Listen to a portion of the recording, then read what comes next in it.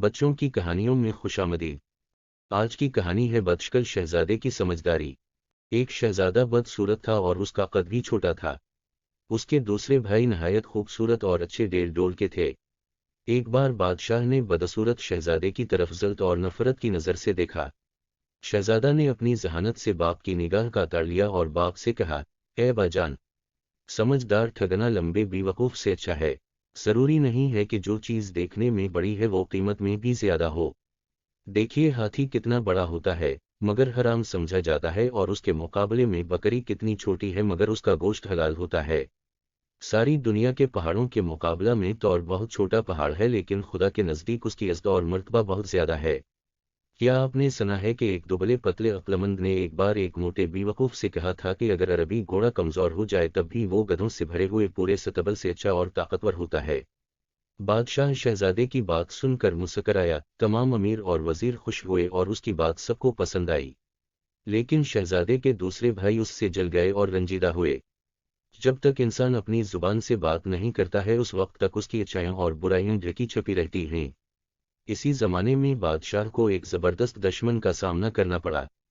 جب دونوں طرف کی فوجیں آمنے سامنے آئیں اور لڑائی شروع کرنے کا ارادہ کیا تو سب سے پہلے جو شخص لڑنے کے لیے میدان میں نکلا وہی بدصورت شہزادہ تھا، اور اس نے پکار کر کہا، میں وہ آدمی نہیں ہوں کہ تم لڑائی کے دن میری پیٹھ دیکھ سکو۔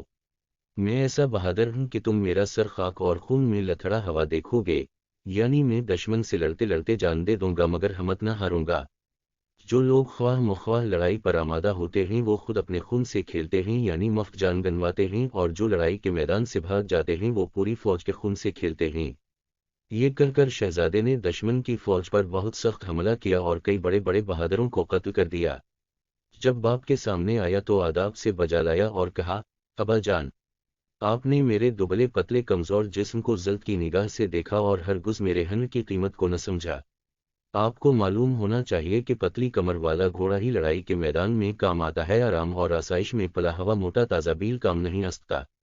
کہتے ہیں دشمن کی فوج بہت زیادہ تھی اور شہزادے کی طرف سپاہیوں کی تعداد کم تھی۔ کچھ نے بھاگنے کا ارادہ کیا۔ شہزادے نے ان کو للکارا اور کہا، اے بہادرو، کوشش کرو اور دشمن کا مقابلہ کرو، یا پھر عورتوں کا لباس پہن لو۔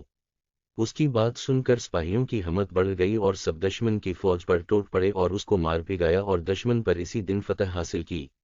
بادشاہ نے شہزادے کو پیار کیا اور اپنی گود میں بٹھایا، اور روز بروز اس سے محبت بڑھنے لگی اور اس کو اپنا ولی عہد بنا دیا۔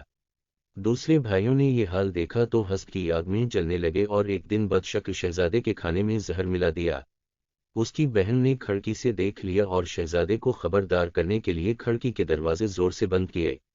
شہزادہ اس کی آواز سے چونک پڑا اور اپنی ذہانت سے سمجھ گیا کہ دال میں کچھ کالا ہے، کھانا چھوڑ دیا اور کہنے لگا، یہ تو نہیں ہو سکتا ہے کہ بہن لوگ زندہ رہیں اور ہن مند مر جائیں۔ اگر ہم دنیا سے ختم ہو جائے تب بھی کوئی شخص سلو کے سایہ میں آنا پسند نہ کرے گا۔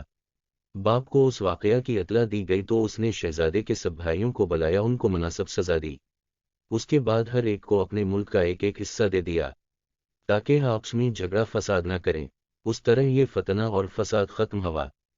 پیارے بچوں، چینل کو لائک کرنا مت بھولیے گا۔